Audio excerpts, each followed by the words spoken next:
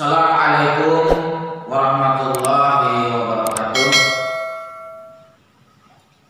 Apa kabar Ustaz seluruhnya?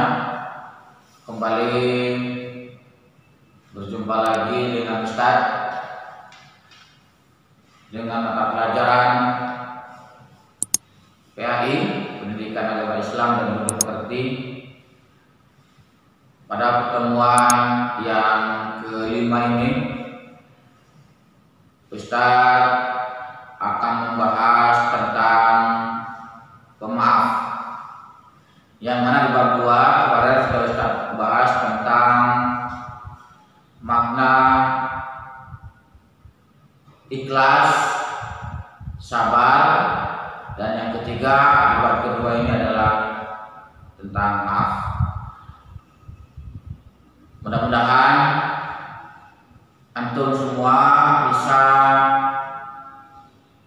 menjalankan apa yang telah disampaikan oleh Ustaz, dari mulai tentang ikhlas, sabar, dan pemaaf yang akan kita bahas pada pertemuan kali ini. Baik, Ustaz, sebelum lanjut ke materi tentang pemaaf, maka Ustaz akan mengingatkan kembali tentang materi-materi yang sudah Ustaz bahas di pertemuan ketiga dan keempat di bab 2 ini. Yang pertama, Ustaz ingin kalian ingatkan ikhlas, bahwasannya ikhlas itu adalah beribadah yang hanya mengharapkan ridha dari Allah Subhanahu wa taala. Bahkan ketika kita beribadah, kita seakan-akan melihat Allah Subhanahu wa taala, agar ibadah kita hanya kepada Allah Subhanahu wa taala. Dan kita harus yakin bahwasannya Allah senantiasa melihat di saat kita melakukan ibadah. Apakah ibadah kita karena Allah atau ibadah kita karena orang lain, maka Allah mengetahuinya. Maka kita harus yakin dan percaya ketika kita ibadah, Allah senantiasa melihat kita, dan Allah dan kita seakan-akan melihat Allah Subhanahu wa taala.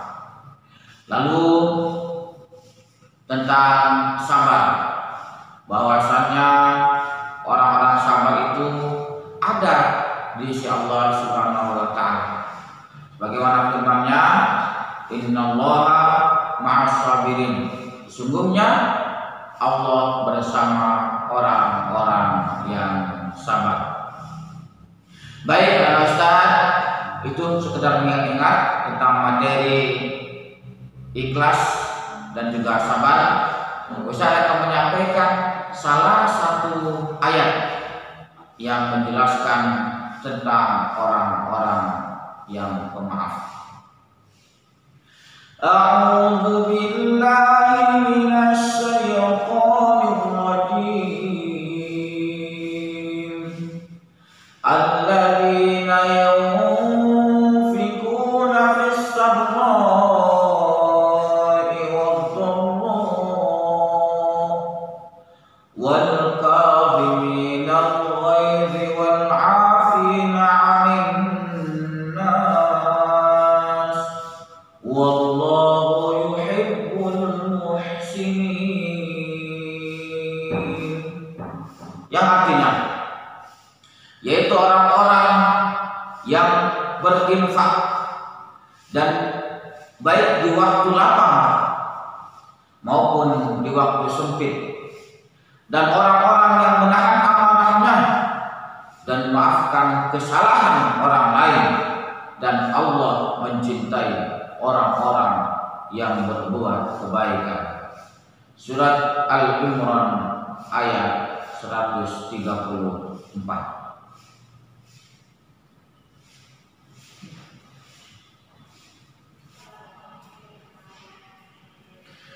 Dari ayat yang saya bacakan tadi, bisa kita ambil ataupun tarik kesimpulan minimal 3. Yang pertama, orang-orang yang bertakwa harus mengaplikasikan ketakwaannya.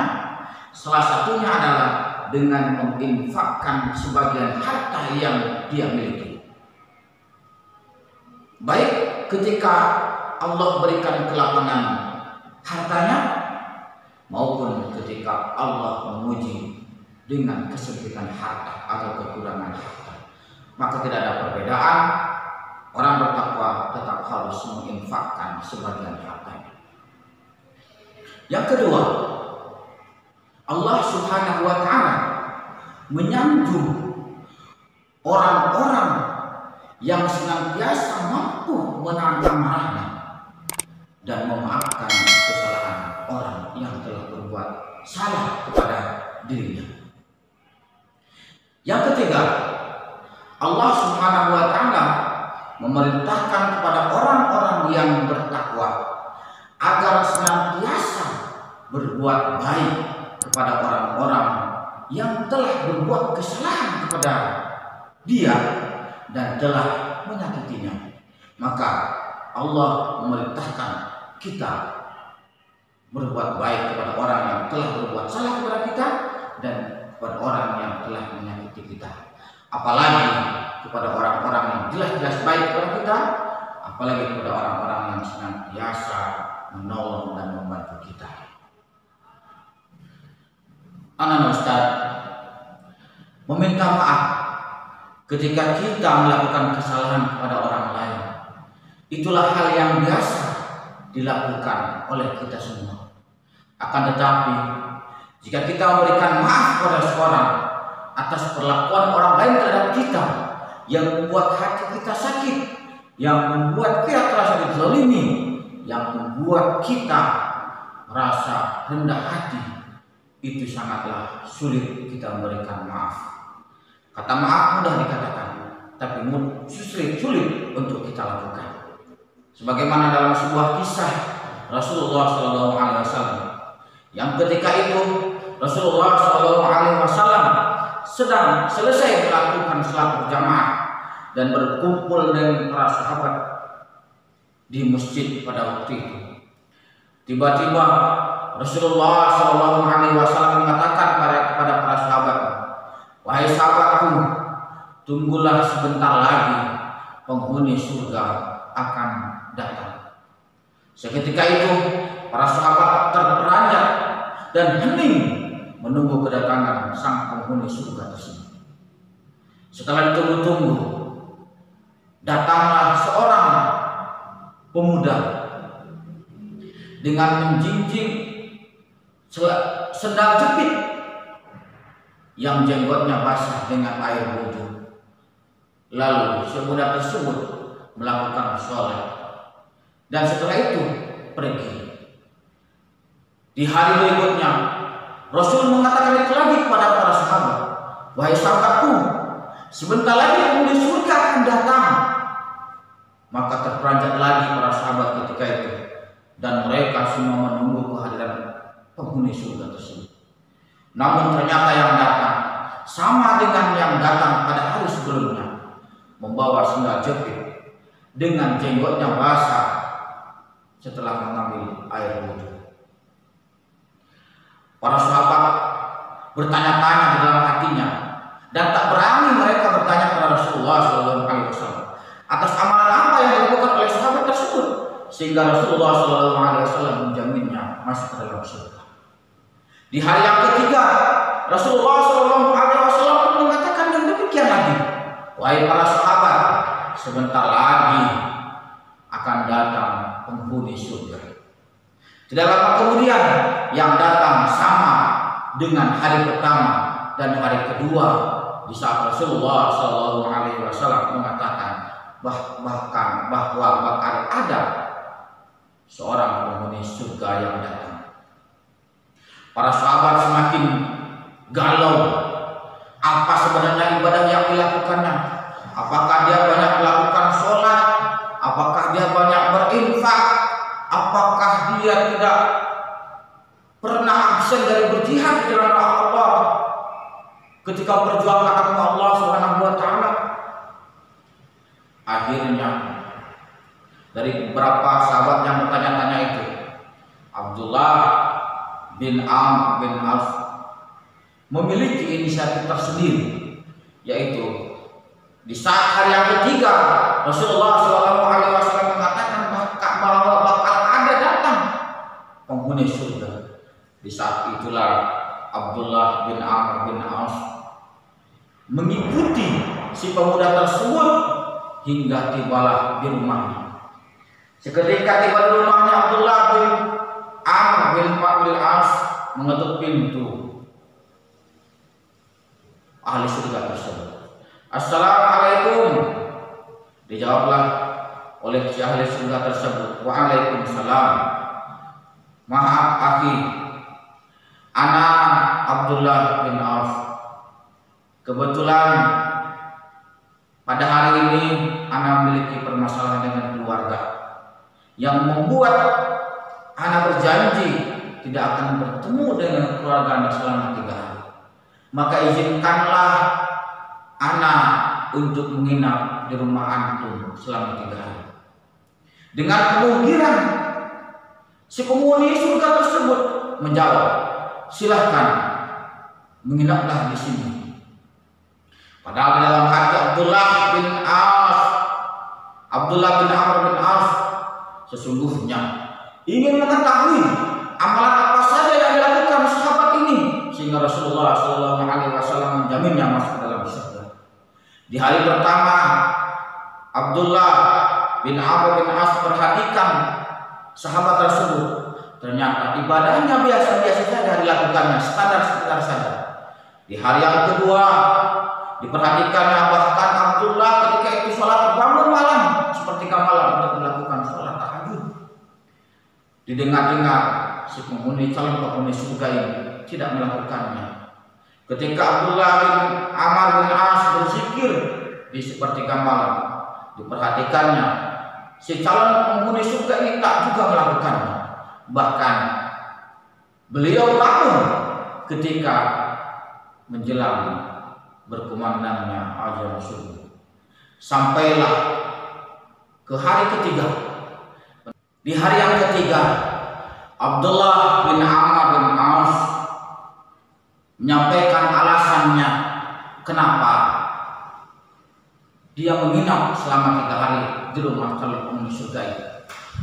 Dan Abdullah jujur pada waktu itu kepada calon penghuni surga.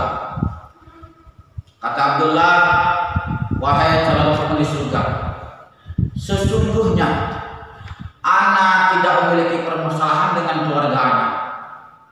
Ana kesini hanya semata-mata ingin mengetahui amalan apa yang antum lakukan, sehingga Rasulullah SAW mengatakan kepada antum adalah sebagai calon penghuni surga. Untuk itu, sebelum anak pamit, anak ingin mengetahui amalan apakah yang antum lakukan sehingga antum diberikan derajat yang tinggi oleh Allah Subhanahu wa taala. Si calon penghuni surga menjawab dengan enteng, wahai akhi Abdullah, ana tidak memiliki amalan yang luar biasa. Amalan yang ana lakukan sebagaimana yang antum lihat selama 3 hari ini. Seketika itu Abdullah bin Amr bin As kecewa karena tidak mendapatkan jawaban yang memuaskan, dan Abdullah bin Amr bin As pun pamitan izin kepada calon penghuni surga. Namun ketika Abdullah bin Amr akan keluar dari pintu rumah calon penghuni surga, calon penghuni surga memanggilnya, wahai Abdullah bin Amr bin As, sesungguhnya amalan yang ana lakukan tidak jauh seperti yang antum lihat selama 3 hari. Namun ana tidak pernah mengganggu orang, tidak pernah berbuat zalim kepada orang lain. Ana pun tidak jarang berbicara kalau tidak penting terhadap orang lain. Dan juga amalan yang ana lakukan adalah di setiap malam sebelum mata anak mengejar untuk tidur. Anak meminta, anak memaafkan terlebih dahulu seluruh manusia yang pernah memiliki kesalahan kepada anak sendiri. Barulah Abdullah bin Amr ketika itu hatinya lega, karena selama dia minat 3 hari tidak percuma. Ternyata dia mendapatkan pelajaran yang sungguh luar biasa. Ternyata bukan hanya ibadah saja yang menyebabkan seseorang itu masuk ke dalam surga, namun dengan memiliki akhlakul karimah, dengan tidak pernah iri kepada orang lain, tidak pernah merasa dengki terhadap orang lain, bahkan dia merasa bahagia dengan kelebihan yang Allah berikan kepada orang lain, dengan memaafkan segala kesalahan orang lain. Ternyata calon penghuni surga itu yang dikatakan oleh Rasulullah adalah amalan seperti itu. Maka dalam hadis Rasulullah SAW, al-yadul ulya wa yadul sufla, bahwasanya tangan di bawah lebih baik daripada tangan di atas. Artinya tangan di atas seseorang yang suka memberikan maaf kepada orang lain yang telah menyinggung hatinya, yang telah menyakiti perasaannya, yang telah menzalimi dirinya, mereka berikan maaf tanpa diminta. Sedangkan tangan di bawah adalah ketika kita melakukan kesalahan kepada orang lain lalu kita meminta maaf. Maka dalam hadis ini yang lebih utama adalah ketika orang lain memiliki kesalahan kepada kita, kita terlebih dahulu memaafkan mereka. Mudah-mudahan anak ustaz semuanya menjadi anak-anak yang pemaaf, sehingga antum semua tidak memiliki rasa dendam di dalam hati, tidak memiliki rasa iri terhadap orang lain, dan tidak memiliki rasa dengki terhadap kawan, tetangga, dan seluruh kaum muslimin, kaum muslimah.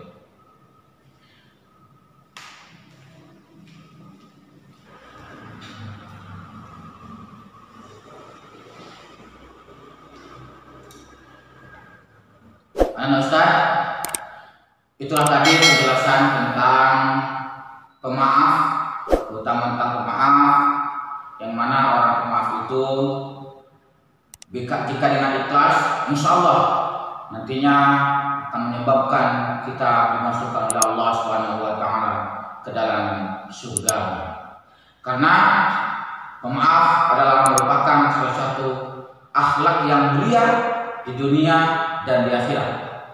Sebagaimana sabda Rasulullah SAW, an Ali radhiyallahu anhu qala, dari Ali radhiyallahu an, Ali berkata, qala Rasulullah SAW, bahwasanya Rasulullah SAW bersabda, ala adullukum ala akrami akhlaqid dunya wal akhirah. Kata Rasul, maukah kalian aku tunjukkan akhlak yang mulia di dunia dan di akhirat? Ta'fu amman dolamaka wa tu'ti man haramaka wa tasilu man qata'aka. Jadi kata Rasul, bahwasanya akhlak yang mulia di dunia dan di akhirat itu adalah memberi maaf orang yang menzalimi. Yang kedua, memberikan orang yang menghalangi dan menyambung silaturahmi orang yang memutuskan silaturahmi dengan kita. Itu adalah merupakan akhlak yang mulia di dunia hingga ke akhirat, yang menyebabkan mudah-mudahan jika kita bisa melakukan hal itu, Allah balas dengan surganya. Barakallahu fikum jami'an. Mudah-mudahan setelah kita mempelajari tentang ikhlas, tentang sabar, tentang pemaaf, kita tergolong orang-orang yang bertakwa di hadapan Allah Subhanahu wa taala. Demikianlah pembelajaran yang kelima ini di bab 2. Jika ada yang benar itu datangnya dari Allah Subhanahu wa taala, dan jika ada yang salah itu adalah kelemahan yang Ustaz miliki. Kita tutup dengan doa kafaratul majlis. Subhanakallahumma wa bihamdika asyhadu an la ilaha illa anta astaghfiruka wa atubu ilaik. Billahi taufiq wal hidayah. Wassalamualaikum warahmatullahi